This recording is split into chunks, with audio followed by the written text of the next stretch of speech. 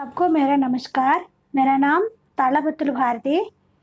मैं जिला परिषद उन्नत पाठशाला SR नगर गरवड़ी में हिंदी स्कूल असिस्टेंट के रूप में काम कर रही हूँ। बच्चों, आपको याद है ना, हम भक्ति पद पाठ सीख रहे हैं ना? सबको याद है? 10वीं कक्षा वाले 10వ తరగతి విద్యార్థులందరికీ గుర్తుందమ్మా? భక్తి పద్ పాఠాన్ని మనం ఇప్పుడు నేర్చుకుంటున్నాము. భక్తి పద్లో మనం रैदास गारी యొక్క పాఠాన్ని నేర్చుకున్నాము. एक बार हम पुनरावृत्ति की याद में रैदास जी के जो पद्य है एक बार हम सीखेंगे अब। हाँ बच्चे, आपको याद है ना रैदास जी के बारे में हम सीख लिए हैं। रैदास जी, कवि का नाम रैदास, जीवन काल सन 1482 और सन 1527। प्रसिद्ध रचना गुरु ग्रंथ साहिब में इनके पद संकलित हैं। विशेष ज्ञान मार्गी शाखा के प्रमुख कवियों में से एक। आपको याद है ना बच्चे? हम सीख लिए हैं, गाना गाए हैं। हाँ, पहला चौपाई में पहला चौपाई के इस तरह है। प्रभु जी तुम चंदन हम पानी, जाके अंग अंग बास समानी। हाँ, बहुत अच्छा।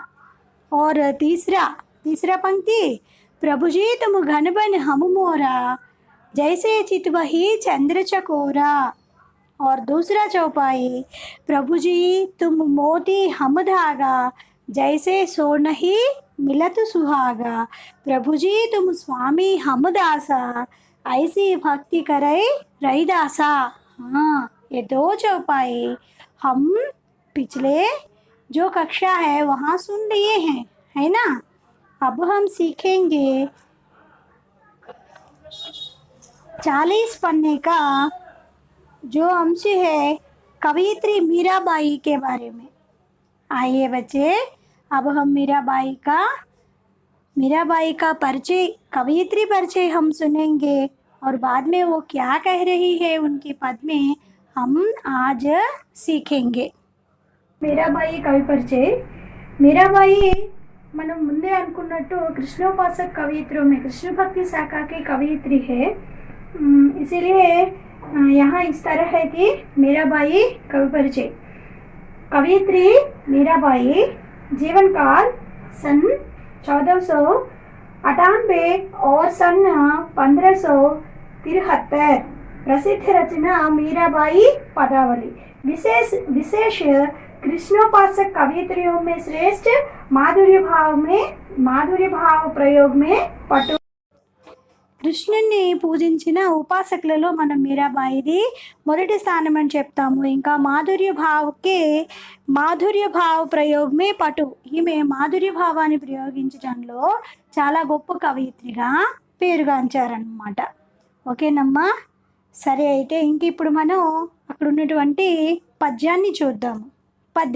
మీరాబాయికే పదావళి అంటే పద్యాల మాల.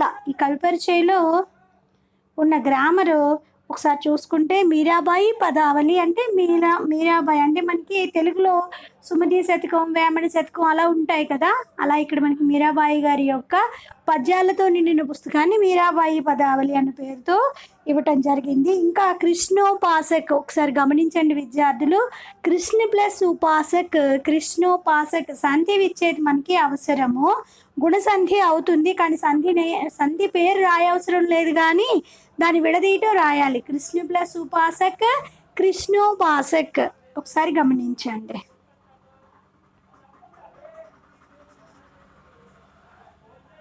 ఇంకా మాధుర్యం, మీఠా, ఇది మనకి సమానార్థం అవుతుంది.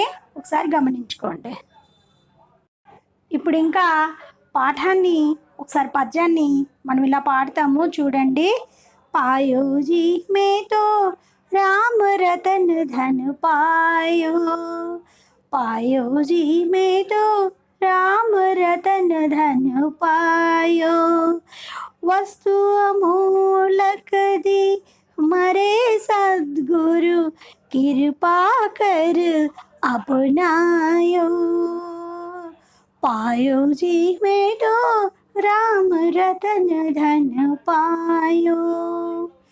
जन्म जन्म की पूजी पाई, जग में सभी खोवायो। जन्म जन्म की पूजी पाई, जग में सभी खोवायो। पायो जी में तो राम रतन धन पायो। पायो जी में तो राम रतन धन पायो। खर्च न खूटे चोर न लूटे, दिन दिन बढ़त सवायो।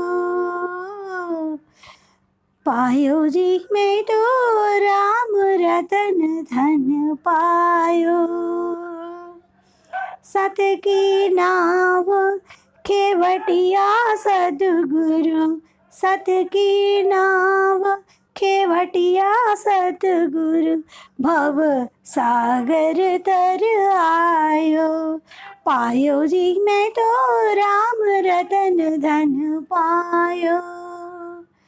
मीरा के प्रभु गिरिधर नागर, हरक हरक जस गायो। मीरा के प्रभु गिरिधर नागर, हरक हरक जस गायो। पायो जी मैं तो राम रतन धन पायो। पायो जी मैं तो राम रतन धन पायो। అది అలా పాట రూపంలో పాడితే అలా వస్తుందమ్మా. అయితే పద్యం మామూలుగా మనం ఇక్కడ చెప్పుకోవాలంటే చూడండి, పాయో జీ మేతో రామ రతన్ ధన పాయో, వస్తు అమోలक दीह मरे सद्गुरु कृपा कर अपनायो। जन्म जन्म की पूजी पाई, जग में सभी खोवायो। खर्च न कूटै चोर न लूटै, दिन दिन बढ़त सवायो। सत की नाव खेवटिया सतगुरु, भवसागर तर आयो। मीरा के प्रभु గిరిధర్ నాగర్, హరక్ హరక్ జస్ గాయో. ఇది ఇక్కడ మనకి ఇచ్చినటువంటి పద్యం. అయితే ఇక్కడ మనం ఒక్కొక్క ఒక్కొక్క లైన్లో మనం మీనింగ్ తీసుకుంటూ వెళ్దాము. మనకి మీరాబాయి గారి యొక్క జీవితంలో చాలా విశేష అంశాలు ఉన్నాయమ్మా. ఎందుకంటే మీరాబాయి గారిది మన హిందీ సాహిత్యంలో ఒక ప్రముఖమైన స్థానం అన్నమాట. ప్రాచీన సాహిత్యం మన హిందీ సాహిత్యంలో చెప్పుకునేటప్పుడు మీరాబాయి గారి పేరు మనకి ఎక్కువ వినిపిస్తుంది. ఎందుకంటే మీరాబాయి గారి యొక్క రచనలు బ్రజ్ భాషలో ఎక్కువగా రచించబడి ఉంటాయి. మీరాబాయి గారు రాజస్థానీ ప్రాంతంలో పుట్టిన ఒక మహారాణి అన్నమాట. తర్వాత ఈమె మేవాడ్ వారసురాలు, మేవాడ్ కోడలుగా వెళ్ళినటువంటి యువరాణి కూడానా. అయితే ఈమె చిన్నతనం నుంచి కూడా తల్లిని కోల్పోవటం జరుగుతుంది. తల్లిని కోల్పోయిన తర్వాత వాళ్ళ మేనత్త కృష్ణుని యొక్క బొమ్మని ఈ పాపకి ఇవ్వటం జరుగుతుందన్నమాట. అతి చిన్న వయసులోనే తల్లిని పోగొట్టుకున్న మీరాబాయి చిన్నప్పటి నుంచి కృష్ణుని బొమ్మతో ఆడుకుంటూ పెరుగుతుందన్నమాట. సో ఇంకా ఆమె లైఫ్లో ఏ ఇన్సిడెంట్ జరిగినా సరే కృష్ణుడితో చెప్పుకోవటం దానికి చిన్నప్పటి నుంచి అలవాటు. ఆ అలవాటే వలనని తర్వాత తన భర్త చనిపోయిన తర్వాత కూడా ఈమె తన యొక్క ప్రతి అంశాన్ని కూడా, తన జీవితంలో ఎదురైన ప్రతి అంశాన్ని శ్రీకృష్ణునితో చెప్పుకుంటూ గడుపుతుంటుంది. అయితే ఏం జరిగిందో ఇక్కడ మనం ఈ పాఠంలోనే తెలుసుకుందాము. అంటే కృష్ణుని భక్తితో కృష్ణుడు యందు ఉన్న భక్తి వలన మాత్రమే తన జీవితం జరుగుతూ ఉందని ఎన్నో అంశాలని మనకి ఇక్కడ పాఠంలో చెప్పటం జరిగింది. రెండమ్మ అసలు ఏం చెప్తుందో మనకి మీరాబాయి, ఆమె యొక్క భక్తిభావం ఏ విధంగా ఎంతవరకు ఆమె జీవితాన్ని ఆ కృష్ణుని యొక్క తన్మయత్వంతో నింపుకుందో మనము నేర్చుకుందాము. ఈ బ్రజ్ భాష పదాలు అని ముందే చెప్పాను కదమ్మా. రాజస్థానీలో బ్రజ్ భాష పదాలు ఎక్కువగా ఉంటాయన్నమాట. హిందీయే కానీ ప్రాచీన హిందీ అన్నమాట. అయితే ఇక్కడ చూడండి, మొదటి లైన్ చూస్తే పాయో జీ మేతో రామరతన్ ధను పాయో. ఇక్కడ మనకి మొదటి లైన్లో మ్హే అని ఉంది చూసారా, అది హమే అని అర్థం అనమాట. అంటే తనని తాను నేను అని మనం సంబోధించుకుంటాం కదా, మై అని, అలా ఇక్కడ హమే నాకు అన్న అర్థంతో తను చెప్తోంది. పాయో జీ మేతో రామరతన్ ధను పాయో. పాయో అంటే అర్థము పానా పొందుట. నేను పొందాను రామరతన్ ధను పాయో, రాముడి రూపంలో. అంటే ఇక్కడ మనకి చూడండి, రామరతన్ ధను పాయో, రతనం వలె ధనం వలె ఈ రాముడి యొక్క పాదాల వలె నాకు ఇక్కడ ఈ భక్తి అన్నది దొరికింది అని ఇక్కడ మనకి చెప్తోంది అనమాట. పాయో జీ మేతో రామరతన్ ధను పాయో. ఇక్కడ కృష్ణుడిని రాముడికి భేదం లేనట్టుగా చెప్తుంది. అంటే మొదటి లైన్లో మనకి రామరతన్ ధను పాయో అని చెప్పింది. ఆ తర్వాత చివరి లైన్లో మనం చూసుకుంటే గిరిధర్ నాగర్. ఇదేంటి మీరాబాయి ఏంటి రాముడు అని చెప్తోందని మీరు అనుకోవద్దు. ఎందుకంటే ఇక్కడ మనకి రాముడి వలన మాత్రమే, అంటే రాముడైనా శ్యాముడైనా కృష్ణుడైనా ఎవరైనా తనకి ఆ శ్రీకృష్ణుడే అన్నటువంటి ఉద్దేశంతో తను చెప్పిందనమాట. అయితే చూడండి, పాయోజీ మేతో రామరతన్ ధను పాయో, పొందానండి నేను పొందాను రామరతన్ ధను పాయో, రత్నము అనే ధనాన్ని పొందాను. అంటే రత్నం వలె భక్తి అన్నటువంటి ధనము నాకు ఇక్కడ ప్రసాదించబడింది.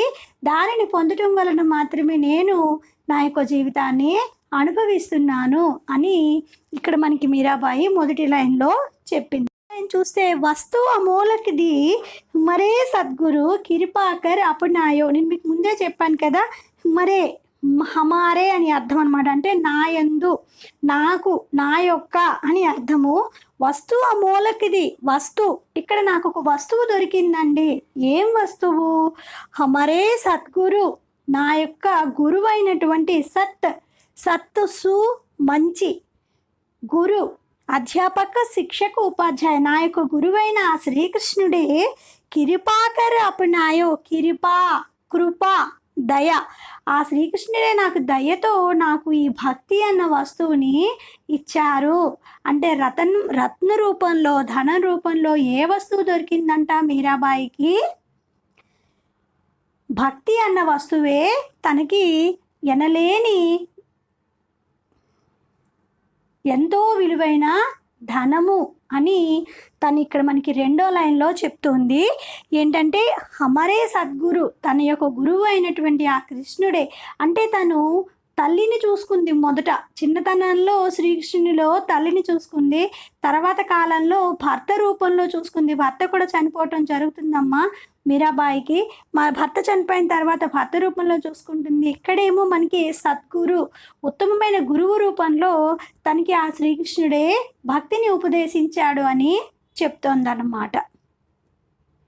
పూర్తిగా భర్త చనిపోయిన తరువాత ఇంక శ్రీకృష్ణుడే సర్వస్వము, భగవంతుడైన ఆ శ్రీకృష్ణుడే తనను నడిపిస్తున్నాడు. కాబట్టి ఉత్తమ గురువు, దైవము, తల్లి, తండ్రి అన్నీ తనే అని తను నమ్ముకొని జీవితాన్ని గడుపుతుందన్నమాట. ఆ తర్వాత చూడండి మూడో లైన్, జనముకి పూజీ పాయి జగమే సభీ ఖోవాయో. జనముకి పూజీ పాయి. జనం అంటే జన్మ అంటే పుట్టుట. చూడండి, జన్మకి పూజీ పాయి, పూజ కన్నా పూజ చేయుట. నేను ఈ సద్గురు, ఇంత ఉత్తమమైన గురువుని నేను పొందడానికి ఎన్ని జన్మలలో పూజించానో నాకే తెలియదు. జగమే సభీ ఖోవాయో. అయితే ఈ ఉత్తమమైన గురువు నాకు లభించటం కోసం, ఈ భక్తి అన్నది నాకు లభించటం కోసం సభీ ఖోవాయో ఖోన పోగొట్టుకొనుట. చాలా వస్తువులనే పోగొట్టుకుందమ్మా ఈమె జీవితంలో. ఎందుకంటే ఒక దేశపు రాణి, మరో దేశపు కోడలు, అక్కడ కూడా యువరాణి, ఇవన్నీ కూడా ఈమె జీవితంలో, ఈమె భర్త చనిపోయిన తర్వాత అత్తగారి యొక్క బాధలు భరించలేక తనేమో సభీ ఖోవాయో అన్నింటినీ విడిచిపెట్టి శ్రీకృష్ణుని యొక్క బొమ్మని మాత్రం తీసుకొని రాజమహల్ని విడిచిపెట్టి వెళ్ళిపోవటం జరుగుతుంది. ఆ సమయంలో అయితే నిజంగా చెప్పాలంటే ఆ దేశంలో ప్రజలందరూ ఈమెను రాళ్లతో కూడా కొట్టారంట. అంటే పిచ్చిది పగిలి పగిలి అని చెప్పి, అంటే కృష్ణుడి విగ్రహం కావాలా నీకు, రాజ్యం కావాలా అని ఒకానొక పరిస్థితిలో ఈమె జీవితంలో ఎవరో ప్రశ్నిస్తే, నాకు ఆ శ్రీకృష్ణుడే కావాలి, నాకు రాజ్యమైనా అవసరం లేదని శ్రీకృష్ణుడి విగ్రహంతో ఆమె అక్కడి నుంచి కదలటం జరుగుతుంది. సో అందువల్లనే ఇక్కడ జగమే సభీ ఖోవాయో, నేను ఈ శ్రీకృష్ణుని విగ్రహం కోసం, అంటే ఈ భక్తి కోసం, శ్రీకృష్ణుని యొక్క తన్మయత్వంలో నేను చాలా వస్తువుల్ని, చాలా విషయాల్ని పోగొట్టుకున్నాను అని ఇక్కడ మనకి 3వ లైన్లో ఈమె తెలియజేస్తుంది. 4వ లైన్ చూస్తే, ఖర్చి నా కూటై చోరు నా లూటై దిని బడత సవాయో. ఇంకా ఒకసారి ఈమె రాజ్యాన్ని, రాణిగా ఆ వారసత్వ విలువల్ని అన్నింటినీ విడిచిపెట్టేసిన తర్వాత ఖర్చి నా కూటై, ఈమె రోజు రోజుకి శ్రీకృష్ణుని యందు భక్తిని ఖర్చు పెడుతోంది. కానీ విశేషం ఏంటి తెలుసా? ఖర్చి నా కూటై, ఎంత ఖర్చు పెట్టినా ఈ భక్తి అనేది రోజు రోజుకి పెరుగుతూనే ఉందట. చూడండి, మనకి మీరాబాయి చరిత్రలో మనం నేర్చుకుంటే ఆమె చక్కగా తన్మయత్వంతో చూడండి పాటలు పాడుతూ అక్కడున్న తన చేతితో ఉన్నటువంటి వాయిద్యంతో వాయించుకుంటూనే పాడుతుంది. ఆ భక్తిలో ఈమె తన్మయురాలై భక్తిగా పాడుతూనే ఉంది. ఈ భక్తిని నోటి ద్వారా, అంటే తన భక్తి మనసులో ఉన్నటువంటి తనకు ఏర్పడిన భావాన్ని ఖర్చు పెడుతూనే ఉంది పాటల రూపంలో. ఎంత ఖర్చు పెట్టినా రోజు రోజుకి ఆ పాటల యొక్క విలువ, ఆ పాటల యొక్క ప్రాచుర్యము, భగవంతుని యొక్క లీల, ఇవన్నీ ఆమె మనసులో పెరుగుతూనే ఉన్నాయి. చోరునా లోటై, ఇది ఎంతో అమూల్యమైన ధనము. అందుకే ముందే చెప్పింది ఆమె, రామ రతన ధనపాయో ధన్, నాకు ఎంతో విలువైన ఈ భక్తి అన్న విలువైన వస్తువు నాకు దొరికింది. చోరునా లోటై, ఇది ఎవరైనా తీసేయగలరా? చోర్ అంటే దొంగ, లూటై లూటున కొల్లగొట్టుట. ఎవరైనా, ఏ దొంగ అయినా వచ్చి ఈ ధనాన్ని పట్టుకు వెళ్ళగలడా నా నుంచి? అంటే నా మనసులో ఏర్పడిన ఈ భక్తిభావం అన్నది ఎవరికి, చూడండి ఎంత ఖర్చు పెట్టినా తరగనిది. చోరు నా లూటై, ఏ దొంగలు దోచుకొని వెళ్ళలేనిది. దిని బడతి సవాయో, ఇంకా మరో ముఖ్య విషయం చెప్పనా? దిన్ రోజు రోజుకి, ప్రతిరోజు కూడా బడత్ బడనా పెరుగుట, సవాయో ఎంత సేవ చేసిన సవాయో సేవా కర్ణ, సేవ చేయుట. నాలో ఏర్పడిన ఈ భక్తి వలన ఆ భగవంతునికి ఎంతగా నేను సేవ చేస్తూ ఉంటే అంతగా నాకు ఈ భక్తి అన్నది పెరుగుతూనే ఉంది. దొంగలు కూడా దోచుకొని వెళ్ళలేనిది, నిత్యము నిరంతరము అది అభివృద్ధి చెందుతూనే ఉంది అని తన మనసులో భావాలను ఇక్కడ మనకి తెలియచేస్తుంది 4వ లైన్లో. ఇంక ఇప్పుడు 5వ లైన్ చూద్దాము రండి. లైన్ చూస్తే, సతికి నావ్ ఖేవటియా సద్గురు భవసాగర్ తర ఆయో. ఈ సతికి నావ్, సత్ సు మంచి, ఈ మంచి నావ్ అంటే పడవ. మనం మొన్న ఫస్ట్ క్లాస్లో కూడా నేర్చుకున్నాం కదమ్మా, ఈ భక్తి పద్ధతి చెప్పేటప్పుడు భగవంతుడు నామరూపి అయిన నావ వలన మాత్రమే మనం ఈ భవసాగరాన్ని దాటగలము అని. సో అదే విషయాన్ని ఇక్కడ ఈమె కూడా తెలియజేసింది. సతికి నావ్, నా గురువుగారు నాకు మంచి నావ, అంటే ఈ సముద్రాన్ని ఈదటానికి కావలసిన నావని నాకు ప్రసాదించారు. ఖేవటియా సద్గురు, నా సద్గురు నాకు అప్పచెప్పారు. భవసాగర్ తర్ ఆయో, కాబట్టి తైర్ ఈదుట, నేను ఈ భవసాగరాన్ని ఆ దేవుడు, ఆ దేవదేవుడైన, ఆ భగవంతుడైన, నా సద్గురువైన ఆ శ్రీకృష్ణుడు ఇచ్చిన ఈ భక్తి అన్న నావ వలన మాత్రమే నేను ఈ ప్రపంచంలో ఏర్పడిన సమస్యల నుంచి బయటపడగలుగుతున్నాను. కాబట్టి భవసాగర్ తర ఆయో, ఈ భవసాగరాన్ని, సంసారము భవసాగరము అంటారని నేను మొన్న కూడా మీకు తెలియజేశాను. ఈ సంసారము భవసాగరము అన్న ఈ విషయాన్ని నేను దాటగలుగుతున్నాను, నేను ఈదగలుగుతున్నాను అంటే కేవలము ఈ భక్తి వలన మాత్రమే, ఆ శ్రీకృష్ణుడు ప్రసాదించిన అంశం వలన మాత్రమే నేను ఈరోజు ఇంత హాయిగా ప్రశాంతంగా నా యొక్క జీవితాన్ని గడపగలుగుతున్నాను అని ఈమె ఇక్కడ 5వ లైన్లో మనకి తెలియచేశారు. చూద్దాము.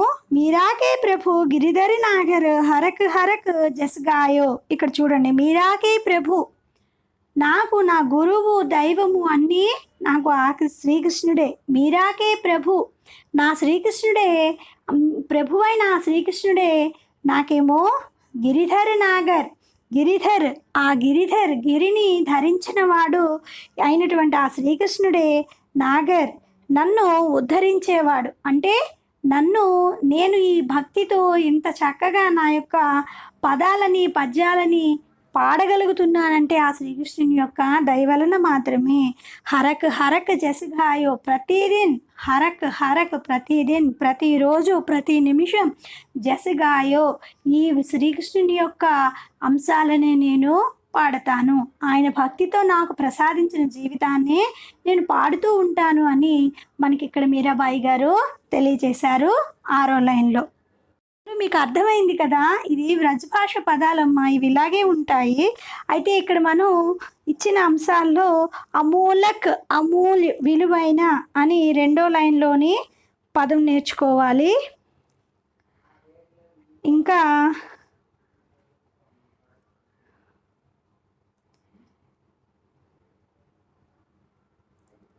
ప్రభు, భగవాన్, ఈశ్వర్, భగవంతుడు, ఇది ఇంకా ఇక్కడ వచ్చినటువంటి విషయం అవుతుంది. ఒకసారి గమనించుకోండి విద్యార్థులు.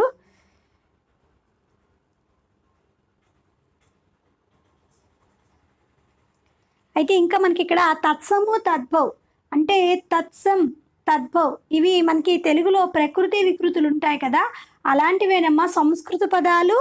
మనకి సంస్కృతం నుంచి మనం హిందీలోకి తీసుకొని వచ్చిన అంశాలు మనకి ఇలా విడివిడిగా ఉంటాయి.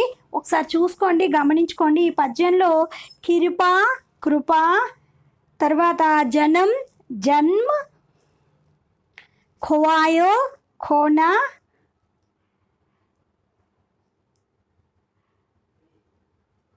తర్, తైర్, ఇంకా జస్, ఇస్, ఇలాంటివి మనకి తద్భవు తత్సం పదాలు. ఒకసారి గమనించుకోండి విద్యార్థులు. ఇది మనకి ఇక్కడ మీరాబాయిలో వచ్చినటువంటి గ్రామర్ పాయింట్స్. అయితే ఇక్కడ మనం సారాంశాన్ని చెప్పుకుంటే ఈ విధంగా వస్తుంది. సారాంశాన్ని చెప్పుకుంటే ఈ విధంగా వస్తుందమ్మా.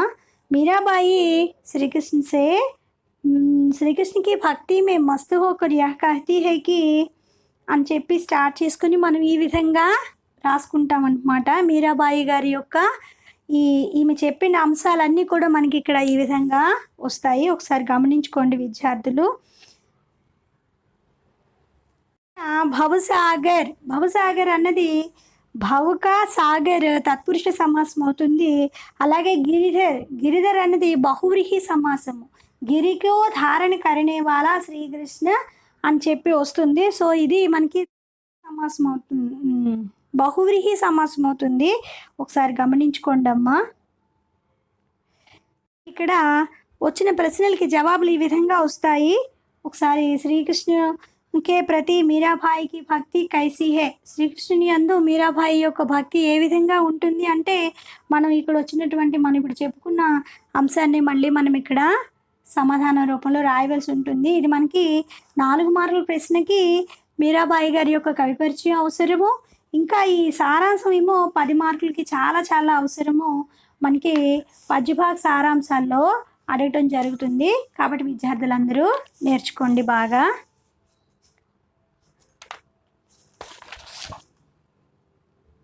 ఇప్పుడు 41వ పేజీలో మనకి అర్ధగ్రాహిత ప్రతిక్రియలో ఈ సెక్షన్ ఉంది. ఒకసారి గమనించండి. ఆ కిందనేమో ప్రశ్నలు ఇచ్చారు, 5 ప్రశ్నలు. వీటన్నింటికీ కూడా జవాబులు మనకి ఈ పార్ట్లోనే ఉంటాయమ్మా. మనం జాగ్రత్తగా చూసుకొని ఆన్సర్స్ నింపవలసి ఉంటుంది. ఇది యాక్చువల్లీ మనకి సూర్దాస్ గారి పద్యం అనమాట. మయ్యా మోరి మైనహి మాఖన్ కాయో బోర్ भयो गई अनके पाचे मधुबन मोही पठायो चार पहर बमसीबट भटक्यो सांझ परे घरे आयो मई बालक बही अनको छोटो शींको के ही बित पायो ग्वाल बालक सब बैर परे हैं बरबस मुख लपटायो यहले अपनी लकुटी कमरिया बहुत ही नाच नचायो तब भी हंसी चसौदा लैవురు కంటి लगायो. ఇది మహాకవి సూర్దాస్ గారి యొక్క పద్యము. జాగ్రత్తగా చూసుకోండి. ఈ పదాలు చాలా తేలిగ్గానే అర్థమవుతాయి. ఎందుకంటే యశోదాదేవికి అంటే యశోదాదేవికి శ్రీకృష్ణునికి మధ్యన ఉన్నటువంటి ప్రేమానుబంధాన్ని తెలియజేసే పద్యం అన్నమాట ఇది. సో ఇది ఈ కిందన ప్రశ్నలు ఉంటాయి, వాటికి సమాధానాలు మీరు ఆ పద్యంలోనే చూసుకుని జాగ్రత్తగా రాయవలసి ఉంటుంది. గమనించుకోండి విద్యార్థి. ఆ తర్వాత చూస్తే మనకి అభివ్యక్తి సృజనాత్మకత ఉంది. ఇందులో रैदास जी ने ईश्वर की तुलना चंदन बादल और मोती से की है. आप ईश्वर की तुलना किससे करना चाहेंगे और क्यों? ఇది మనకి సొంతంగా రాయవలసిన సమాధానం. దీనికి జవాబు ఇలా వస్తుందమ్మా, ఒకసారి గమనించుకోండి. తర్వాత మీరాకి భక్తి భావన కైసీ హే అప్నే శబ్దం మే లిఖియే. ఇది మనకి 3 మార్కుల ప్రశ్నకి అవసరం అని చెప్పి ఇక్కడ ఇచ్చారు. 3 మార్కుల ప్రశ్నకి తర్వాత 10 మార్కుల ప్రశ్నకి కూడా ఈ ప్రశ్న అవసరమే, కానీ ఇక్కడ 3 మార్కులకు అడిగారు కాబట్టి దీనికి సమాధానం ఇలా వస్తుంది. ఒకసారి గమనించుకోండి విద్యార్థులు. ఇప్పుడు మనం 42వ పేజీలో ఉన్న మీరాకే బతికే భావ అప్నే శబ్దం మే లిఖియే. మీరాబాయి గారి యొక్క భావాన్ని ఇప్పుడు మన పదాల్లో మనం రాయాలి అంటే మనం పద్యం యొక్క సారాంశం అవుతుందన్నమాట. ముందు కవయిత్రి పరిచయం రాయాలి. కవయిత్రి పరిచయం తర్వాత ఏమో మనం మీరాబాయి గారి యొక్క పరిచయం నేర్చుకున్నాం కదా, అది రాస్తాము. ఆ తర్వాత మొత్తం మనకి సారాంశం రూపంలో ఇక్కడ వచ్చినటువంటి ఈ అంశాలన్నీ జాగ్రత్తగా నేర్చుకోవాలి. ఇది చాలా చాలా ఇంపార్టెంట్. మనకి 28, 29, 30, 27, 28, 29, 30 ఆ 4 సెక్షన్లు కూడా 15 మార్కులకు అవసరం అనమాట. అందులో 27వ సెక్షను పద్యపాక సారాంశాలు 10 మార్కులకు వస్తాయి ఖచ్చితంగా. సో మీరు ఆ సెక్షన్లో ఈ మీరాబాయి సారాంశాన్ని రాయవలసి ఉంటుంది. ఖచ్చితంగా మీరు సారాంశాన్ని నేర్చుకోండి విద్యార్థులు. మనం చూస్తే భాషాకి బాత్లోని మనం చాలా అంశాలు ఇప్పుడు మనం తెలుసుకున్నాం కదా, అవన్నీ ఇక్కడ వస్తాయి. ఆ తర్వాత మనకి ఈ సెక్షన్లో హే ప్రభుజీ తుమ్ చందన్, ఇది మనకి రైదాస్ గారి యొక్క పద్యము. చందన్ హోతో రైదాస్ పానీ బన్ జాతా హై. ఇక్కడ 2 టేబుల్స్ ఇలా ఇవ్వటం జరిగింది. ఇటువైపు ఏమో మనం ప్రభుజీని ఏ విధంగా పోల్చారనేది ఇటువైపు రాయాలి. రైదాస్ గారు తనకి తాను ఏ విధంగా పోల్చుకున్నారో ఇటువైపు రాయాలి. ప్రభుజీ తుమ్ చందన్, ప్రభుజీ హమ్ పానీ, ప్రభుజీ తుమ్ ఘన్బన్, ప్రభుజీ హమ్ మోరా, ప్రభుజీ తుమ్ మోతి, ప్రభుజీ హమ్ ధాగా, ప్రభుజీ తుమ్ స్వామి, ప్రభుజీ తమ్ హమ్ దాసా అని ఈ విధంగా 2 వైపులా రాయవలసి ఉంటుందమ్మా, చూసుకోండి. తర్వాత ఇక్కడ కవితా में ఎల్లో బాక్స్ ఒకసారి చూడండి అమ్మా. कविता में प्रयुक्त होने वाले वर्ण मात्रा यदि आदि के संगठन को छंद कहते हैं. चौपाई छंद एक मात्रिकसम छंद है. इसमें 4 चरण होते हैं. प्रत्येक चरण में 16 मात्राएं होती हैं. ఇది మనం మొన్న కూడా అనుకున్నాము. సో ఇక్కడ వివరంగా ఉందని నేను ఆ రోజు మీకు ఉంచానన్నమాట, ఇక్కడ మనం నేర్చుకుందామని. సో ఇక్కడ అంశం చూడండి. అసలు ముందు ఛందస్ అంటే ఏంటో ఇక్కడ చెప్తున్నారు లెఫ్ట్ సైడ్. కవితామే ప్రయుక్త హోనే వాలే వర్ణ మాత్ర యతి. అక్షరాలు, వర్ణ అంటే అక్షరము, మాత్ర, యతి ఇవన్నీ కూడా సంఘటనకో ఛంద్ కాతే హే. వీటన్నిటి ద్వారానే మనకి ఛందస్సు అన్నది ఏర్పడటం జరుగుతుంది.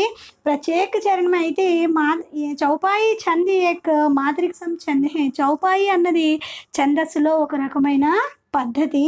ఇస్మే 4 చరణ్ హోతే హే. మనం ముందే అనుకున్నాము, మనకి రైదాస్ గారి పద్యంలో ఇలా 4 చరణాలు ఉన్నాయని అనుకున్నాం కదమ్మా. ప్రత్యేక చరణమే 16 మాత్రాయే హోతీ హై. ప్రతి చరణంలో కూడా 16 మాత్రలు ఉంటాయి అని చెప్తున్నారు. సో ఇక్కడ చూడండి, ఫస్ట్ చౌపాయికి నేను ఎలా చేర్చారనేది చెప్తాను. ప్రభుజీ తుమ్ చందన్ హమ్ పానీ అని ఉంది కదా. అయితే మనకి తెలుగు సంస్కృతంలోని తెలుగులోని మనకి లఘువు గురువులు తెలియాలమ్మా. లఘువుని మనం ఇలా 1 వేస్తాము. గురువు అంటే మనకి తెలుగులో మనకి తెలుసు యు అని వేస్తాము, కానీ ఇక్కడ ఎస్ అనమాట. గురువుని ఎస్ అని వేస్తాము మనం హిందీలో. అది ఇక్కడ చూడండి.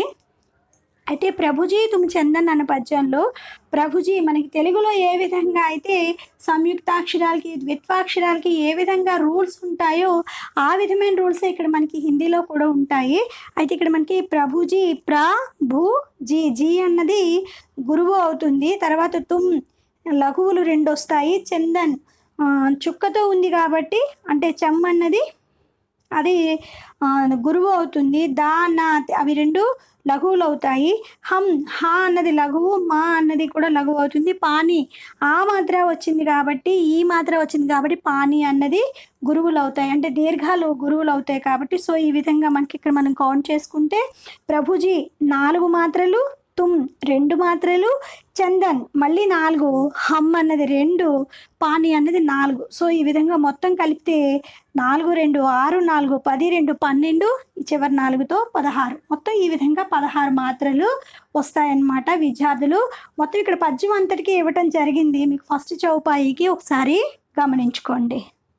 ఇంకా చిట్ట చివరిది, भगवान की उपासना सच्चे हृदय से की जाती है, ना कि टाट बाट और आडंबरों से, इसको दर्शाने वाले किसी कविता का संग्रह कर कक्षा में प्रदर्शन कीजिए. ఇది మనకి పరియోజనకారి ఇవ్వటం జరిగిందమ్మా. పరియోజనకారి రూపంలో భగవానికి ఉపాసన సత్య హృదయసే కీ జాతి హే, భగవంతుడిని మనం మంచి మనసుతో పూజ చేయాలి. అదే కదా మనం అనుకున్నాం మొన్న కూడా, సచ్చే మన్ ఉత్తమ అంటే ఆడంబర నిరాడంబరం. మనం ఆ ఉదాహరణ చెప్పుకునేటప్పుడు నిరాడంబరము ఆడంబరము ఈ రెండింటికి మనం చెప్పుకునేటప్పుడు ఏమనుకున్నాం, ఆడంబరము కానిది నిరాడంబరము, అన్నీ ఉండేది ఏమీ లేనిది, అంటే చేతులెత్తి దండం పెడితే చాలు, మనస్ఫూర్తిగా పిలిస్తే చాలు, అంటే మనసుని అర్పిస్తే చాలు భగవంతుడికి అని మనం ఆ రోజు అనుకున్నాం కదా. సో అదే విషయాన్ని ఇక్కడ చెప్తున్నారు, సచ్చే హృదయసే కీ జాతి హే, భగవంతుడిని పూజించడము అనే భక్తి అన్నది ఒక్క మనసు వలన మాత్రమే అవుతుంది. నాకే టాట్ బాట్ ఔర్ ఆడంబరం సే, టాట్ బాట్ ఔర్ ఆడంబరం సే, ఎలాంటి ఆడంబరాలు లేకుండా తలుకు బెలుకులు లేకుండా మనసుని లగ్నం చేసేదే భక్తి అంటే, పూజ అంటే. ఇస్కో దర్శానే వాలే కిసి కవితక, ఈ విషయాన్ని తెలియజేసే ఏదో ఒక పద్యాన్ని మీకు తీసుకొని రాయమంటున్నారు. ఇది మనకి సుభద్రా కుమారి చౌహాన్ గారు రాసిన దేవ్ తుమ్హారే కయి ఉపాసక్ కయి డంగ్ సే ఆతే హే, సేవా మే బహుమూల్య भेंटवे కయి రంగ్ కి లాతే హే అని టుక్రా దవే ప్యార్ కరో కవితని మీరు ఇక్కడ రాయవలసి ఉంటుంది. విద్యార్థులు మీరు ఒకసారి గమనించుకోండి. నాకు ఈ అవకాశం ఇచ్చిన అందరికీ, డిసిఈబి బోర్డు వారికి, మన డిఈఓ మేడం గారికి, ఇంకా తల్లిదండ్రులకు, విద్యార్థులకు అందరికీ నా యొక్క ధన్యవాదాలు. మళ్ళీ మరో పాఠంతో మరో క్లాస్లో నేను మీ ముందుకు వస్తాను. సబ్కో మేరా ధన్యవాద్.